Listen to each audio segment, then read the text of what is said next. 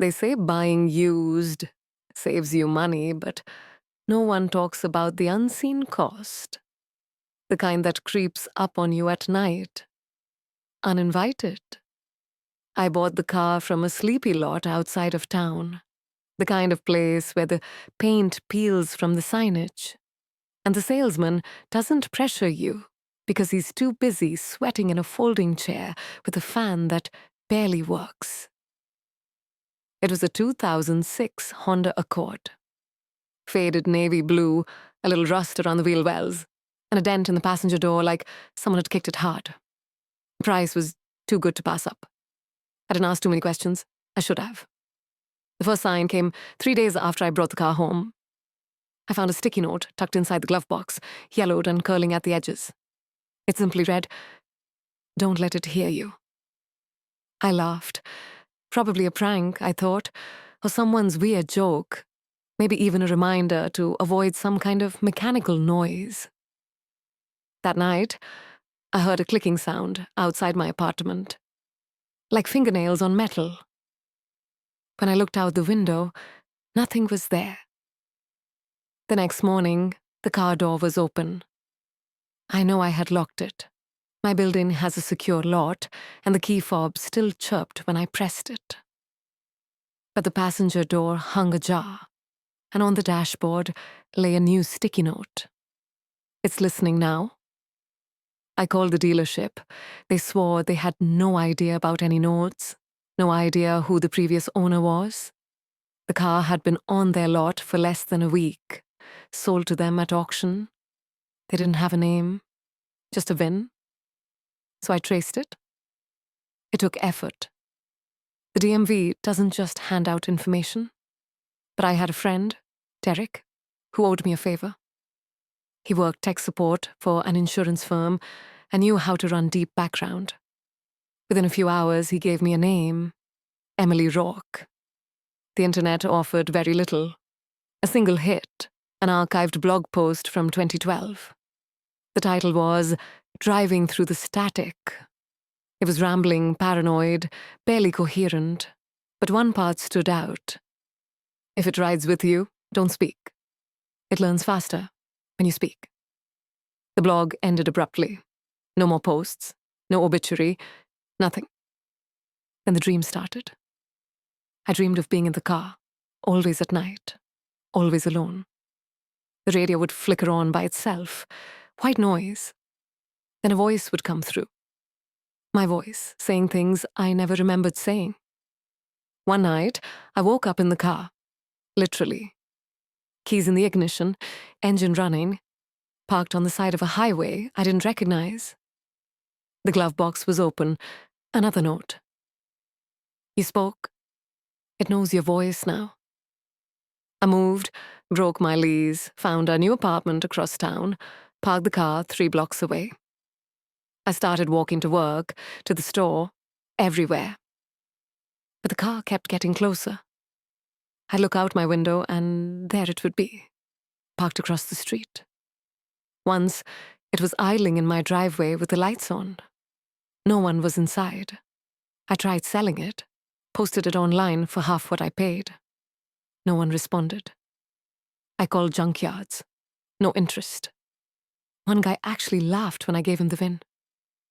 You want me to take that thing? No way, man. Not again. Not again. It was then I realized no one gets rid of this car. They just pass it on, like a curse. A few days later, I went back to Derek. He was pale, shaken. He said he dug deeper and found something odd. The car had over a dozen registered owners in 15 years. None of them kept it more than 6 months. 2 were declared missing. 1 died in a house fire. 1 was institutionalized. Emily Rourke? No death certificate, but a police report, sealed. Derek wouldn't talk to me after that, so I started writing it all down. Every note, every sound, every dream. And now, tonight, something changed. The sticky notes stopped appearing. Instead, there was a voice. Not on the radio, from the back seat. It said my name. And then it whispered, Your turn. It started like most things in my life do, with poor impulse control and a Craigslist ad. I'd just gotten out of a long, messy relationship and was in that self-destructive rebound phase, where everything feels both liberating and deeply unsafe. My car, a sputtering, rust-flaked sedan that smelled perpetually like old coffee and regret, had finally died for good. Transmission failure, not worth the cost to repair. It was a Tuesday when I decided, on a whim, to look for something new. I didn't expect to find the listing so fast. It was posted just an hour before I saw it. 2006 Lincoln Town Car. Great condition. Low mileage. $2,000 OBO. No photos. Just that. A phone number and the location. A small town about 30 minutes outside my city. Too good to be true, I thought. But I called anyway. A woman answered. Her voice was shaky, distracted. Yes, it's still available, she said. But if you want it, you should come today. I asked for more details, but she only repeated that line again. Come today, bring cash. Red flags, I know. But there was something weirdly compelling in her voice, like desperation laced with urgency. And I had nothing better to do. I withdrew $2,000 from the ATM and drove out past the suburbs into a wooded little patch of nowhere and followed her directions to a sagging blue house at the end of a dirt road. She was waiting outside, late 50s maybe, frail. Her eyes looked like she hadn't slept in days. The car sat behind her, parked crooked on the gravel, long, sleek, champagne-colored, with mirrored windows that somehow reflected too little. This is it, she said, nodding towards the car. It runs fine. I asked the usual questions. Accidents, owners, why she was selling it so cheap. She just shook her head and mumbled, "It needs to go, that's all." I probably should have walked away. But the keys were in her hand, and when I got behind the wheel, it purred like it was brand new. Leather seats, smooth engine, not a single warning light on the dash. I gave her the cash. She handed me a manila envelope with the title, signed in faded ink, by someone named Alan Devlin. Then, without another word, she turned and went back inside. That was the last normal moment I remember. At first, I loved the car. It felt solid, reliable, like a tank disguised as a luxury cruiser. But by the second night, little things started to go wrong. The first time was on the drive home from work. I was listening to music on my phone, connected via the cassette adapter. Everything was fine until the song abruptly stopped, replaced by a low, static-filled hiss.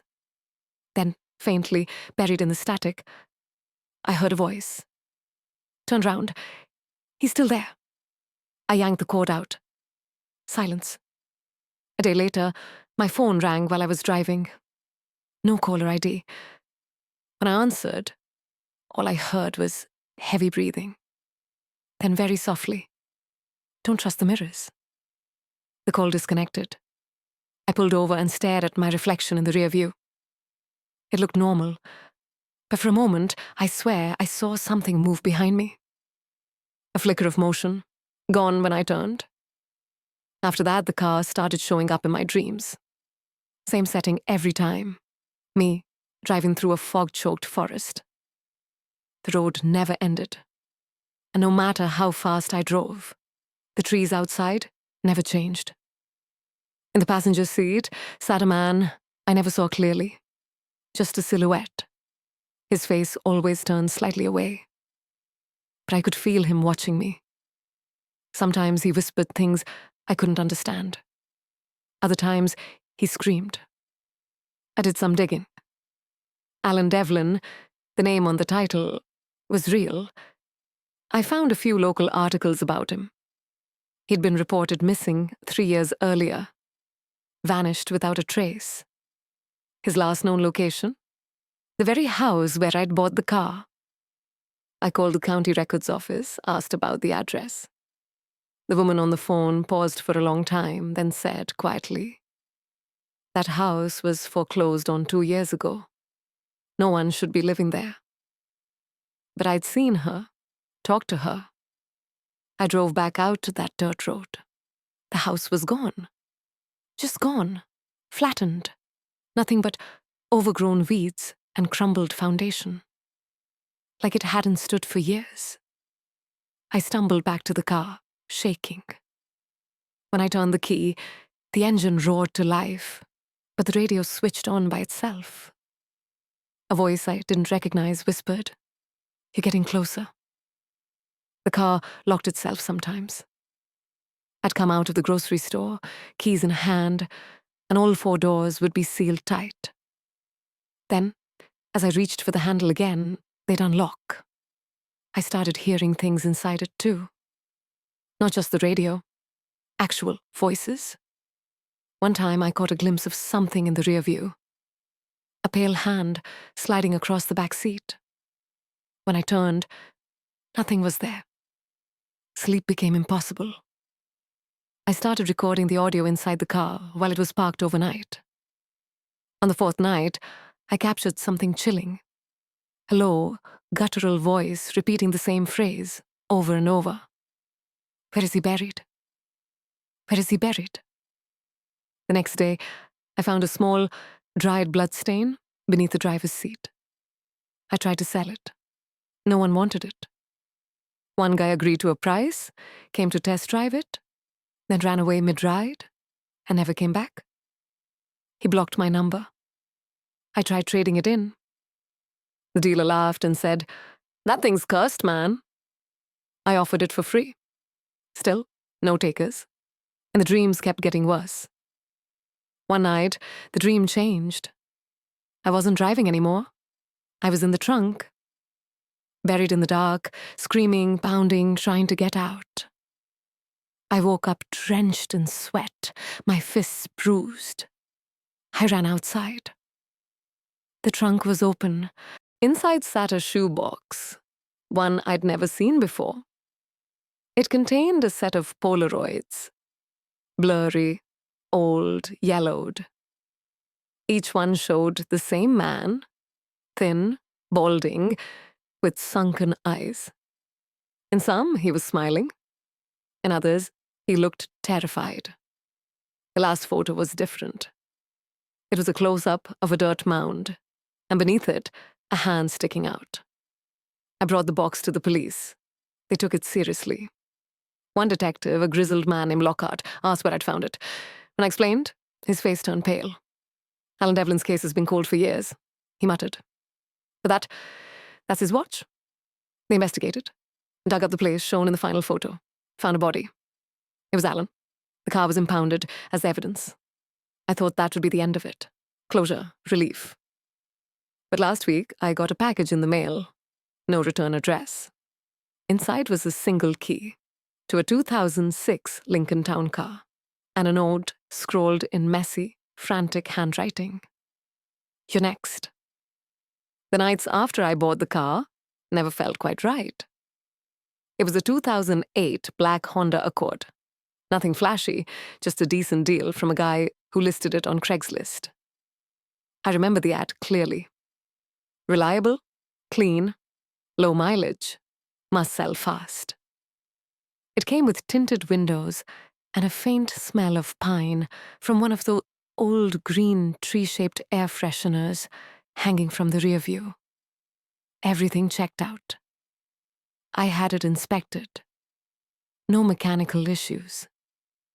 I thought I'd scored a win, but I should have known something was wrong the moment I sat behind the wheel. The leather seat felt warm. Not sun-warmed, but like someone had just been there. I remember brushing it off, telling myself I was being paranoid. Still, I had to adjust the mirrors. Every single one of them had been angled straight at the driver's face. The first night I parked it in my driveway, I thought I heard it unlock itself. Just a soft click. I even walked outside, key fob in hand, pressing the lock button again. Nothing.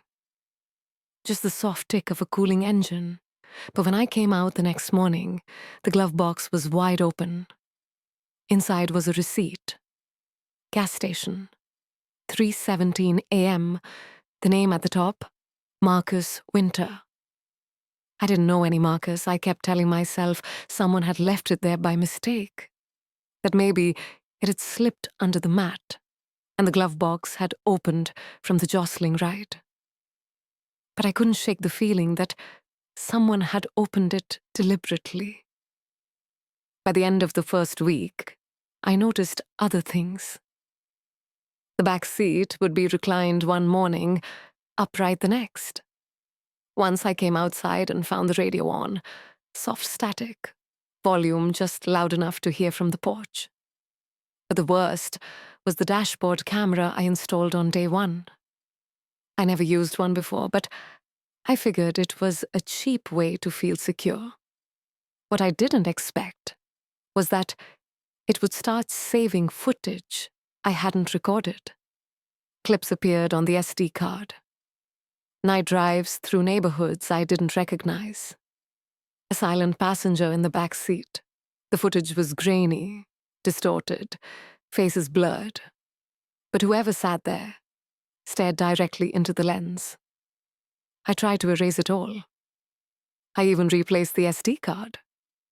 But the clips kept coming back. Eventually I had to know. I searched the name on the receipt. Marcus Winter. There were a few results. One local news article caught my eye. It was dated March 14th, just 3 months ago. Local man found dead in burned-out car behind abandoned grocery store. No foul play suspected. Victim identified as 29-year-old Marcus Winter. Authorities say the fire likely started due to an electrical issue. The car in the blurry image. It was a 2008 black Honda Accord. I stood in my driveway, staring at the car I thought I knew. And then it unlocked itself. I didn't sleep that night. Instead, I sat at the kitchen table, laptop open, lights off, watching those dashcam clips over and over. The file names were all jumbled, strings of random characters and numbers. But I noticed a pattern. They were dated. And some of the dates hadn't happened yet. One clip, labeled 2 days in the future, showed me driving down a country road I'd never seen. At least, I assumed it was me. The hands on the steering wheel looked like mine, but the face in the rearview mirror wasn't. It was Marcus. The timestamp? 1:33 a.m. The file ended with static, then cut to black. I deleted it, emptied the trash, removed the SD card and snapped it in half. But the next morning, a new card was in the dashcam, and a new clip was waiting. It was a shaky video, clearly filmed from a smartphone. Nighttime. Headlights barely lit a rural, winding road. From the angle it was being recorded from inside the car. My car. The dash ornament I'd hung up last week, the tiny bobblehead dog, wobbled at the corner of the frame. The camera panned to the passenger's seat. Empty. Then slowly, it turned towards the back seat. There was someone there, not just sitting, but slouched. Their face obscured by shadows, breathing ragged and low. Their hands moved slightly, twitching as if fighting paralysis. The camera zoomed in, and though the footage was grainy, I could make out something terrifying. It was me. I was in the back seat, looking like I hadn't slept in days. My clothes were torn, face pale, eyes wide open yet vacant. Mouth moving slightly, as if muttering. I paused the video, unable to keep watching. My chest tightened, panic clawed at my lungs. The timestamp was from 2 nights ago. The night I couldn't remember. I hit play again. The camera kept zooming until my face filled the screen. And then I blinked. Not the me watching the video, the me in the back seat. It blinked and then slowly turned its head to look directly at the camera. I shut the laptop, heart slamming against my ribs. Nothing made sense anymore. Not time, not space. I wasn't even sure I was alone in my own body. From that night forward, I started waking up with mud on my shoes, pine needles in my bed, scratches on the inside of my arms, as if I'd been fighting something in my sleep. And the worst part? The car was always parked perfectly. Keys on the hook. Like nothing ever happened. But I knew something had. And every day the person I saw in the mirror looked less like me and more like him. I tried to avoid the car. Walked to work, took the bus, anything. But some mornings I'd find myself already inside it, engine running, halfway down a road I didn't recognize. I started filming myself sleeping. The footage showed nothing. Except at 3:12 a.m. every night, the screen would go black. And I'd reappear minutes later, gone from the bed. Sometimes I came back soaked, sometimes bleeding. Once with a set of old-fashioned keys clenched in my fist. I had them analyzed. No manufacturer, no match in any locksmith's registry. One key had the number 218 etched into it. That night, I had a dream. I was standing outside an old motel, rusted neon red, High Pines Motor Lodge. Room 218 glowed faintly. Inside, behind the door, someone whispered, "You left something behind." I woke up, holding a motel matchbook. High Pines Motor Lodge. I checked. It was real, 4 states away. I'm going, tomorrow. And I'm taking the car. Let's see what it remembers. One morning I found a small box on my kitchen table. I hadn't heard anyone come in. The doors were locked, windows latched. And yet, there it was. Wrapped in worn newspaper, yellowed with age. I hesitated for minutes before opening it. Inside, an old cassette tape, labeled with a typewritten sticker. Play when alone, preferably in the car. I didn't want to. Every instinct screamed not to. But fear isn't always paralysis. Sometimes it's a twisted curiosity, a compulsion. So I dusted off the old tape player I used to keep for sentimental reasons, popped the tape in, and slid into the driver's seat of the car. I shut the door, turned the key halfway, and pressed play. At first, nothing, just static. Then, a voice. My voice? If you're hearing this, then you've already seen him. I froze. The voice sounded tired, strained, like it had been recorded under duress. I tried to stop it. The tape continued. Tried burning the car, running, forgetting. None of it worked. Because it isn't the car. It's the passenger. More static, then whispers. Words I couldn't understand, layered over each other. You can't escape something that knows the route better than you. Something that was always there. Watching. Waiting for the wheel. I hit stop. I couldn't breathe. But the tape didn't stop. It kept playing, rewinding itself, looping, and in the rearview mirror, a face. Mine. Smiling. But I wasn't smiling, but I wasn't smiling. The figure in the reflection was. It mimicked me, perfectly. Every blink, every tilt of the head. But its smile remained fixed, unnaturally wide. I backed away from the mirror, breath shallow. A cold sweat clung to my skin. I grabbed the nearest towel and flung it over the glass, covering the face that wasn't mine. My phone buzzed. One new message. Unknown number. Why are you hiding from yourself? I dropped the phone. It clattered against the tiles. I didn't pick it up. I walked out of the bathroom, grabbed my keys, and drove without knowing where I was going. The highway blurred beneath my tires. I just needed to escape. From the apartment, from the mirror, from whatever had started the moment I bought that car. I ended up miles out, parked on the edge of a cliffside lookout I hadn't visited since I was a teenager. The wind whipped through the trees. The ocean below hissed against the rocks. For a moment, it was peaceful. Then I saw it, parked behind me. My car. But I was already in my car. I turned slowly, heart in my throat.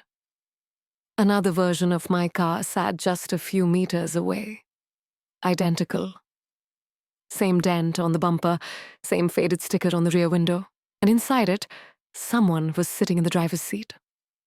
I stepped out, leaving my engine running, walked towards the other vehicle.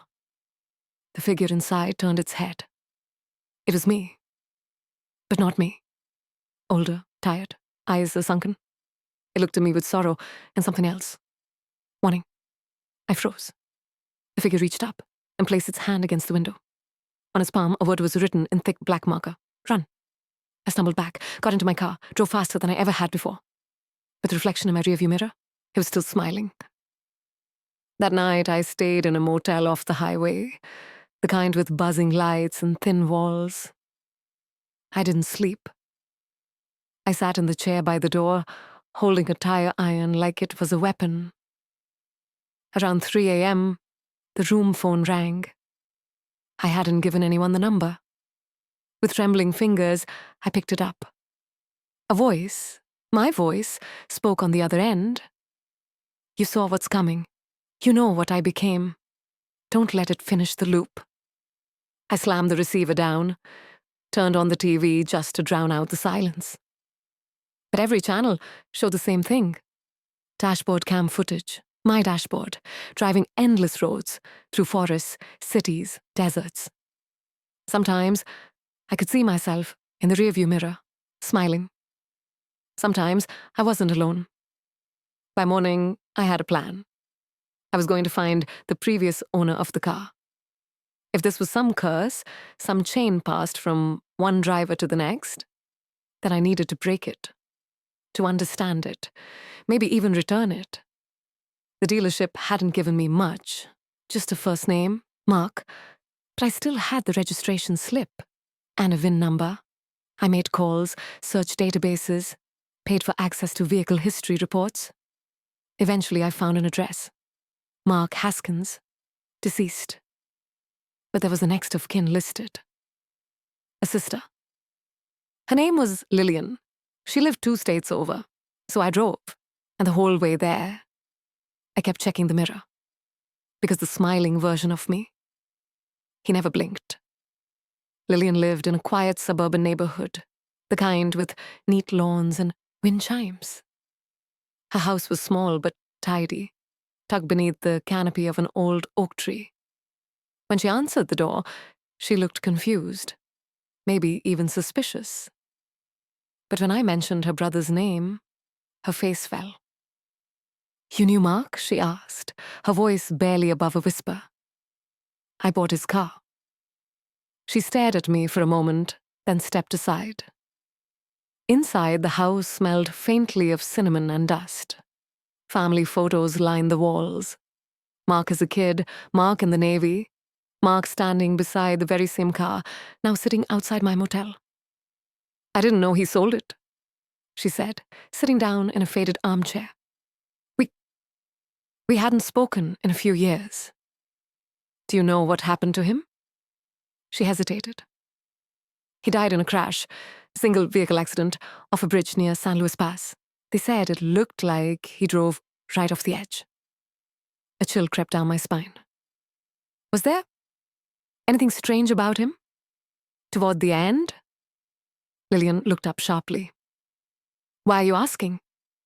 I told her. Everything. The mirror, the texts, the double, the motel TV. I expected her to laugh, or maybe call the cops. But instead, her hands started to tremble. He told me, she whispered. He said the car was following him. That every time he looked in the rearview mirror, something was wrong. That his reflection smiled when he didn't. That it started copying his voice, calling his friends, texting things he never said. I leaned forward. Did he ever say where it came from? Or why? She nodded slowly. He said he bought it from an estate sale. Belonged to a man named Thomas Sutter, an engineer, recluse, worked on AI prototypes for some private military contractor. What happened to him? They found him in his garage, doors sealed, engine running, no signs of struggle, but... She hesitated again. But they say he carved something into the ceiling before he died. In his own blood.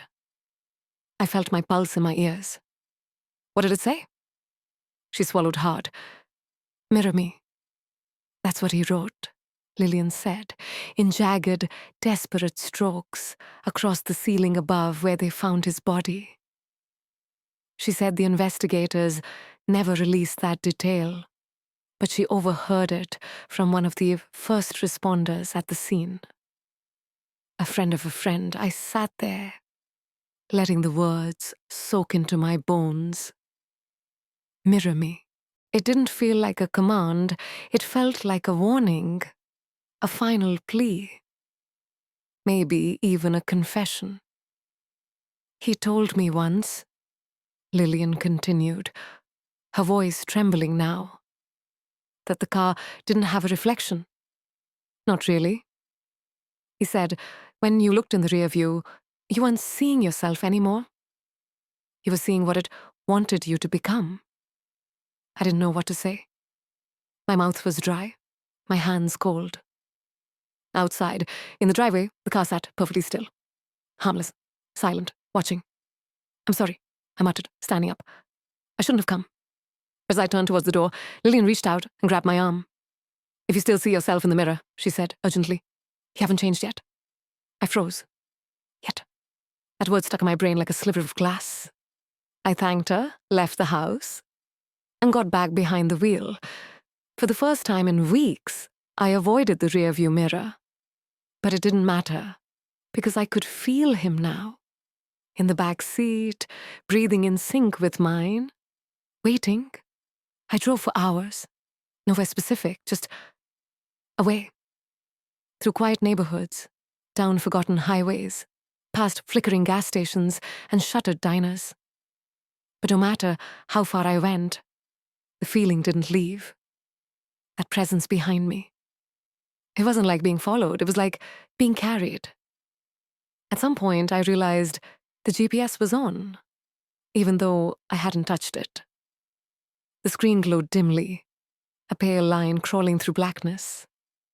It wasn't showing a map, just coordinates, no town names, no roads, just 28.3739 degrees, N 96.9391 degrees W. I pulled over, typed them into my phone. A location popped up. San Luis Pass, the bridge where Mark Haskins died. Of course, I didn't want to go. Every part of my mind screamed, don't. But the hands on the wheel weren't listening. They were already turning, already accelerating. The road narrowed, the sky darkened. Storm clouds gathered without warning, pressing low and violent above the water. And as I reached the base of the bridge, the radio came alive. Static. Then breathing. Then my voice, only not quite mine. Slower, wetter, like lungs full of water. You ready now? The car jerked, swerved hard, left on its own. I fought the wheel. Tires screamed. And that's when I saw him, standing in the middle of the bridge, wearing my face. No headlights, no shadow, just a figure. Arms outstretched, mouth open in a silent scream. Eyes bleeding black. I slammed the brakes. Too late. The car passed through him, but everything inside me broke open. Images slammed into my head like shrapnel. The house where Thomas Sutter died. The motel from my dreams, the trunk, the thing inside the trunk, and that phrase, Again and again and again. Mirror me, mirror me, mirror me. I opened my eyes. The car had stopped. I was parked at the center of the bridge, alone. The road was empty. The storm had vanished. But in the mirror, he was smiling. Only this time, it wasn't just the reflection. It was the seat beside me, occupied. The figure turned slowly. Our eyes met, mine and mine. Except his eyes were hollow. His mouth opened, and he said, "Switch." I don't remember switching. But suddenly, I was in the passenger seat, watching myself drive.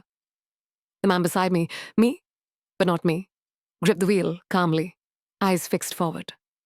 My mouth was closed, but he smiled, faintly, confident, knowing. I tried to speak, but no sound came out. He glanced sideways, not startled, almost amused. "You gave it permission," he said. His voice was mine. His tone wasn't.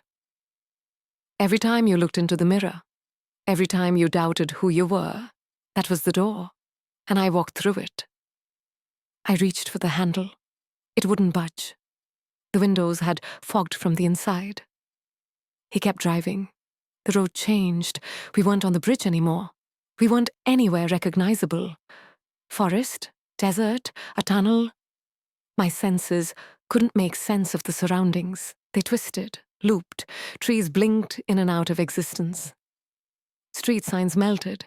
The GPS just said, "You are here." I screamed inside my head, but nothing came out. He turned to me again. "You think you're the first?" The glove box opened on its own. A stack of old licenses spilled out, all with my face. Different names, different birth dates. Same eyes, same tired, haunted stare. "You're the 27th, he said, smiling wider now. "You held out the longest." My vision blurred. My skin felt loose, like I was leaking out of myself. "I don't want this," I whispered finally, my voice returning as a trembling thread. "You never had a choice." The car slowed, parked. I looked outside. A parking lot, rows and rows of identical cars, all idle, all humming, and inside each one, a version of me. Some screaming, some blank, some smiling. I opened the door. This time, it worked. I stepped out and collapsed to the pavement. The sky above me pulsed like a dying heart. I looked at the car. He was still inside. And now he was in the passenger seat, watching me, mouth moving, repeating one word I couldn't hear until I stepped closer to the window. He mouthed, "Drive." And I understood. That's the trick. You don't want to escape the car. You just switch seats. The listing went up at 2:03 a.m., 2006 Honda Accord, reliable, great condition, low miles, must sell today, $500 OBO, no questions. A man named Jacob clicked it before finishing his second beer. Recently laid off, freshly heartbroken, and just a little drunk. He figured it was fate. The seller's name was blank, just a number. He texted it. The reply came instantly. "It's waiting. Come alone." 30 miles out of town, at the edge of a burned-out cornfield, Jacob found the car parked beside a rusted gas pump. No seller. Just keys on the hood. No hesitation. He got in. The leather seat was warm, as if someone had just stepped out. He adjusted the mirror and paused. His reflection was smiling. But Jacob wasn't, not yet.